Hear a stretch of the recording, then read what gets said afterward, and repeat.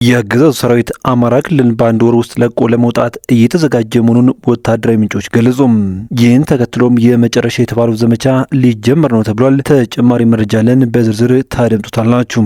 ሽርጥ ለባሽ ኮማንዶዎቹ ባካሄዱት የመደበኛ ውጊያና የሽምቅ ጥቃት ታላቅ ድል መቀዳጀታቸው ተሰማም። እስካሁን ባለው መረጃ መሰረትም ከ30 በላይ የሚሆኑ ሲደመሰሱም በርካቶች ቁስለኛ መደረጋቸውን የፋኖ ምንጮች ይፋ አድርገዋል። በስፋት የምንመለከተው ሌላኛው መረጃችን ነው።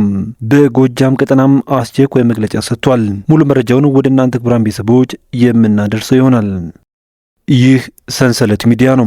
ሰንሰለት ሚዲያም አስቸኳይና ወሳኝ መረጃዎችን እንደሚከተለው ማቅረብ ይጀምራል። በቆይታችንም ቀደም ሲል በአርዕስቱ ያስደመጥናችሁን ዜናዎች እንዲሁም ሌሎች መረጃዎችን በዝርዝር ወደ እናንተ እናደርሳለን። እናንተም ለቻናሉ አዲስ ከሆናችሁ ሰብስክራይብ እንዲሁም ቪዲዮ ላይክና ሼር እንድታደርጉ በትህትና እየጠየቅን በቀጥታ ወደ ዝርዝር መረጃዎች አለፍን።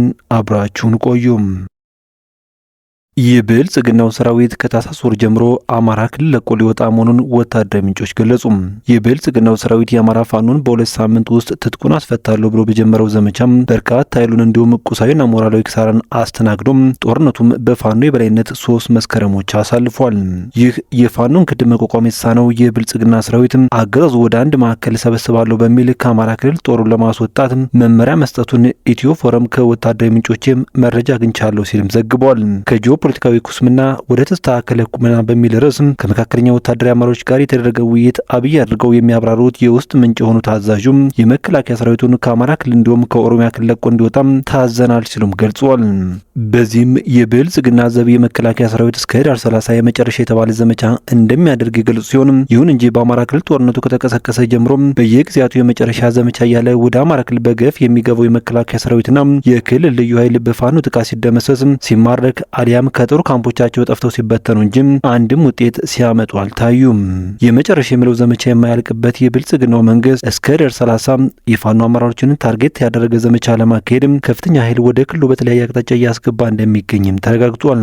ይህን የመጨረሻ ዘመቻ አጠናቀው ክልሉ ለቀው ይውጡ የሚለው የአብይ መራሹ መንግስት ሰራዊቱ በፋኖ ጥቃት ትጥቆቹና ከባድ መሳሪያዎችን የተነጠቀ በመምጣቱ ምክንያት ነው የሚሉት የመረጃው ምንጮችም በዚህም ሰራዊቱ የ40 ሚሊዮን የጥይት ጉለት እንደገጠመውም ተገልጿል።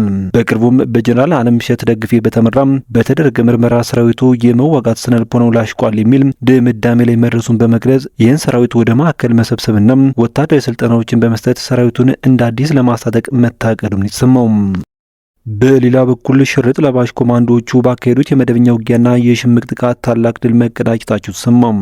በአብሮ ወረዳ ጊራና ከተማና ጎራርባ ቀበሌ ውስጥ በነበሩ ያገዙ ወታደሮች ላይ በተደረገ ማጥቃት በርካታ ወታደሮች መገደላቸውን ምንጮች ገልጸዋል። በአማራ ፋኖ ብሔራዊ ኃይል ሚኒልክ ዕዝ ምስራቅ አማራ ኮር አንድ የባለሽርጡ ክፍለ ጦር አራዶች በአብሮ ወረዳ ጊራና ከተማና በጎራርባ ቀበሌ በነበሩ የጸረ አማራው ብልጽግና ቡድን ወታደሮች ላይ ትናንት ዳር 12 ቀን 2018 ዓ.ም ከረፋድ ጀምሮ እስከ አመሻሹ ባካሄዱት የመደበኛ ውጊያና የሽምቅ ጥቃት ታላቅ ድል መቀዳጀታቸውን እዙ በህዝብ ግንኙነቱ በኩል በላከው መረጃ አስታውቋል። ህዝብ ግንኙነቱ አክሎም ሽርጥ ለባሽ ኮማንዶ በሚል ቅጽል ስም የሚታወቁት ተወርዋሪ ጀግኖቹም በጊራና ከተማ በሚሊሻ ካምፕ ላይ በፈጸሙት የጥጥና ሽምቅ ጥቃት ከ10 በላይ ወዳደር ሚሊሾች ሲገደሉ በርካቶች ቆስለዋል ብሏል። በዚህ ደፈጣ ጥቃት ወታደራዊ ካምፑ ከጥቅም ውጭ ሲደረግ ቁጥራቸው በውል ያልታወቀ በርካቶች ደግሞ ቆስለው ለሕክምና ወደ ጊራናና መርሳ መወሰዳቸው ተሰምቷል።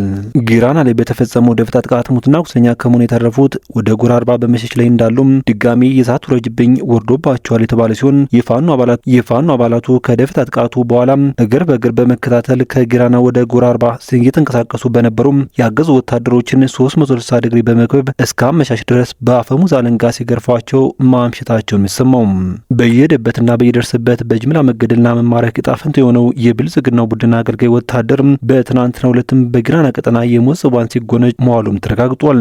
አገዛዙ ከተገደሉት ወታደሮቹ በተጨማሪ በውጊያው ቆሰሉትን በበርካታ ተሽከርካሪዎች ነው ወደ ጊራና መርሳ ጤና ጣቢያዎች ሲያጓጉዝ ማምሸቱን ሚኒልክ ዕዝ በህዝብ ግንኙነት መምሪያው በኩል በላከው መረጃ አስታውቋል። ይህ በእንዲህ እንዳለ ከአይና ከተማ ወደ ቋሩ እየተጓዙ በነበሩ ያገዙ ወታደሮች ላይ ከባድ የደፈጣ ጥቃት መፈጸሙን ምንጮች ገለጹ። በአማራ ፋኖ ብሔራዊ ኃይል ምስራቅ አማራ ቀጠና ሚኒልክ ዕዝ ግዙፉ ላስታ ጀነራል አሳምነው ጽጌው ኮር ስር ተፈራ ማሞ ክፍለ ጦር በአገዙ ኃይል ላይ ደፈጣ በመጣል ከፍተኛ ድል መቀዳጀቱንም እዙ አስታውቋል። በክፍለ ጦር ስር የምትገኘው ሁለተኛ ሻለቃ ትናንት ህዳር 12 ቀን 2018 ዓ.ም እኩለ ቀን አካባቢ መነሻቸውን ከአይና ከተማ አድርገው ወደ ቋሮ እየተጓዙ በነበሩ ያገዙ ወታደሮች ላይ ልዩ ስሙ መስቀለ ክርስቶስ በተባለ ቀበሌ ላይ ደፈጣ በመጣል ከ10 በላይ ያገዙ ኃይል ሲደመሰስ ከ15 በላይ መቁሰላቸውን ነው እዙ በህዝብ ግንኙነት መምሪያው በኩል በላከው መረጃ አስታወቀው። በሌላ መረጃችን በጎጃም ቀጠና አዲስ መግለጫ ተሰጥቷል። ከ201ኛ ኮር 64ኛ ክፍለ ጦር የተሰጠውን አስቸኳይ መልእክትም እንደሚከተለው እናቀርበዋለን። ከ64ኛ ክፍለ ጦር ጊዜያዊ መንግስት አስተዳደር ስር ላሉት የነማይና ሸበል በረንታ ወረዳዎች አባከኝ አጉል በዓልን አስመልክቶ የተላለፈ መልእክትም ገዳያችን ብልጽግና ለአማራ ህዝብ ያለውን ጥላቻ ከሚገልጽባቸው መንገዶች አንዱም የኢኮኖሚ አሻጥር ነው። ይህም የአፈር መዳበሪያን ወደ ኮንትሮባንድ ንግድ በመቀየርና የአማራ ገበሬ ያመረተውን ምርት ዋጋ በማራከስ ከድህነት ወለል በታች ማድረግ ዋና መገለጫው ነው ብሏል ፋኖ በመልእክቱም። ስለዚህም እንደ ህዝብ የተጋረጠብንን መንግስት መርሴራ ለመቋቋምና ከህልውና አደጋ ነጻ ለመውጣት አባካይ ልምዶቻችንን ቀንሰን ኢኮኖሚያችንን በማጎልበት መታገል የሚጠበቅብን ሲሆን አንድ ተዝካርም ሆነ ሰደቃ ሃይማኖታዊ ስርዓቱን በጠበቀ መልኩም ባልተንዛዛ ድግስ በሃይማኖት ተቋማት ውስጥ እንዲከናወን ሆኖ የቀንድ ከብትም እርድ ተከልክሏልም ብሏል።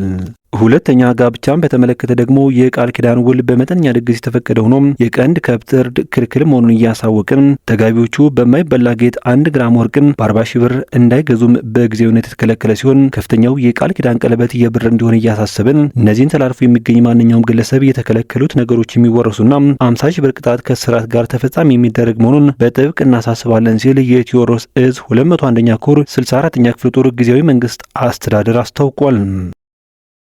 የተከበራችሁ ቤተሰቦች ከሰንሰለት ሚዲያ ለሰዓቱ የነበሩን መረጃዎች እነኝን ይመስሉ ነበር።